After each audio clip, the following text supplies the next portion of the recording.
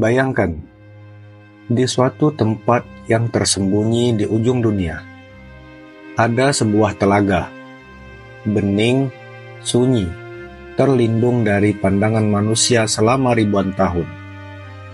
Airnya bukan sekedar menghilangkan dahaga, tapi memberikan kehidupan yang abadi. Sebuah legenda atau jejak nyata dari masa lalu yang ditutupi kabut waktu. Namanya adalah Ainul Hayat, telaga kehidupan.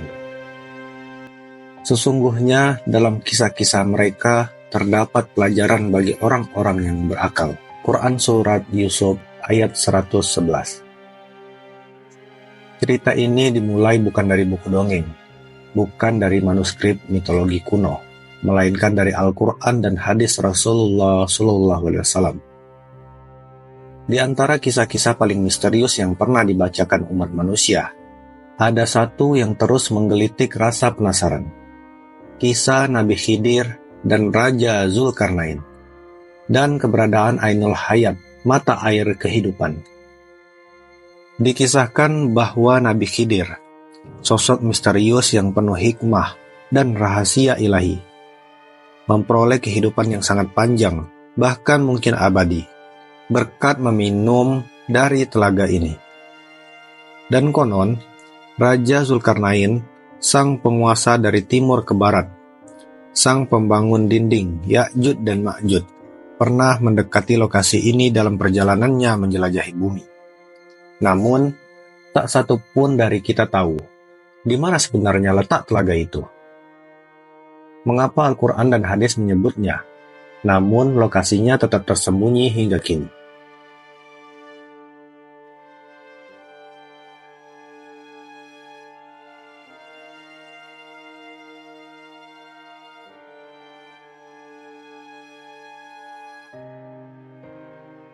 Mari kita mundur ke masa jauh sebelum zaman kita, ke masa di mana para nabi berjalan di muka bumi membawa wahyu dan petunjuk. Diriwayatkan dalam banyak kitab tafsir dan riwayat Israiliyat bahwa Nabi Musa alaihissalam suatu ketika diperintah Allah untuk menemui seorang hamba soleh yang diberi ilmu langsung dari sisi Allah. Dialah Khidir. Dalam pencariannya, Musa membawa seorang pembantu dan ikan sebagai bekal. Di satu titik, ikan itu melompat ke laut dan hilang. Dan di sanalah, tepat di tempat ikan itu menghilang, Musa akhirnya bertemu Khidir. Banyak ulama menafsirkan, lokasi itu adalah tempat pertemuan dua lautan yang disebut dalam Al-Quran sebagai Majma'al Bahrain, dan beberapa riwayat menyebut bahwa di sanalah Ainul Hayat berada. Konon, air dari telaga ini tak seperti air biasa. Siapapun yang meminumnya akan hidup terus-menerus, hingga Allah sendiri mencabut nyawanya. Nabi Khidir disebut-sebut telah minum darinya, dan karena itulah ia masih hidup sampai hari ini, meski manusia tak lagi melihatnya.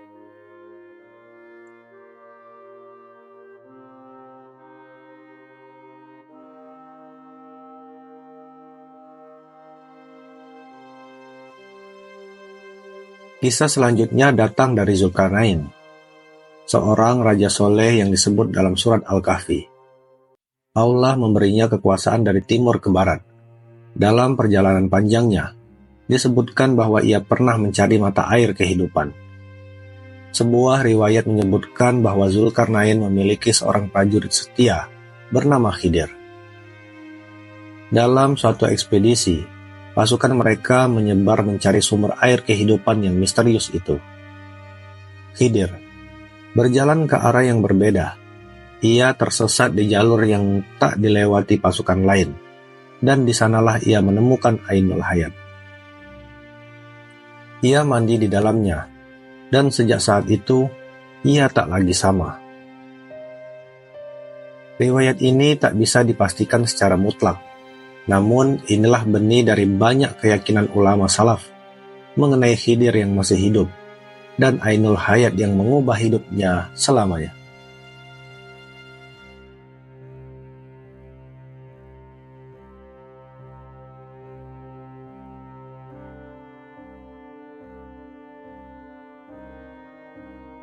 Berbagai teori modern dan tafsir klasik mencoba menebak antara dua laut di Afrika dan Asia, tepatnya di wilayah antara Laut Tengah dan Laut Merah, atau antara Samudra Atlantik dan Laut Hitam, dekat Laut Kaspia, wilayah yang pernah dijelajahi oleh Zulkarnain dalam surah Al-Kahfi. Di Samudra Atlantik, menurut sebagian ahli sejarah yang mengaitkan kisah ini dengan ekspedisi pelaut kuno. Bahkan ada yang berspekulasi di dasar bumi, dalam lapisan misterius yang tak terjamah manusia. Namun satu hal yang pasti, lokasi tepatnya belum pernah ditemukan. Apakah memang Allah sengaja menyembunyikannya dari manusia? Ataukah ini bentuk ujian dari rasa ingin tahu kita? Sebagian ilmuwan menyebutnya fable, atau dongeng klasik yang tak berdasar. Tapi, bagi orang beriman, tidak ada yang mustahil ketika itu datang dari wahyu. Jika kita membaca dengan hati yang terbuka, Al-Quran bukanlah kitab sejarah biasa. Ia menyampaikan kisah, bukan untuk memuaskan rasa penasaran semata, tapi untuk mengajarkan hikmah. Apa hikmahnya dari kisah Ainul Hayat? Bahwa kehidupan ini bukan tentang usia yang panjang, tetapi tentang ilmu dan keberkahan. Bahwa orang yang minum dari sumber sejati, yaitu ilmu dari Allah, akan hidup abadi dalam pengaruh dan manfaat. Dan bahwa tidak semua hal yang disebut dalam wahyu harus kita temukan secara fisik, sebab sebagian hal adalah ujian iman, bukan teka-teki duniawi. Ilmu pengetahuan modern memang belum menemukan telaga kehidupan, tapi banyak penelitian yang menyentuh tentang air sebagai sumber regenerasi, air struktural, bahkan air yang bisa menyimpan informasi. Apakah air bisa memperpanjang umur? Apakah ada sumber air dengan kandungan yang luar biasa untuk memperbaiki sel dan memperlambat kematian? Para ilmuwan seperti Dr. Masaru Emoto bahkan pernah meneliti struktur kristal air dan bagaimana doa bisa mempengaruhi bentuknya. Dan lagi-lagi, kita diingatkan bahwa air bukanlah zat biasa. Dalam Islam, air adalah awal dari segala kehidupan. Allah Subhanahu wa Ta'ala berfirman, "Dan kami jadikan dari air segala sesuatu yang hidup." Diabadikan dalam Al-Quran Surah Al-Anbiya ayat 30. Barangkali Ainul Hayat tidak hanya dimaknai secara fisik. Barangkali ia adalah simbol. Simbol dari ilmu yang hidup, dari tauhid yang abadi, dari pengabdian yang tak terputus. Khidir hidup bukan karena air itu, tapi karena ia menjadi hamba sejati yang dibimbing langsung oleh Allah. Itulah kehidupan abadi yang sebenarnya, bukan sekedar hidup selama mungkin, tapi hidup dalam ketaatan dan manfaat.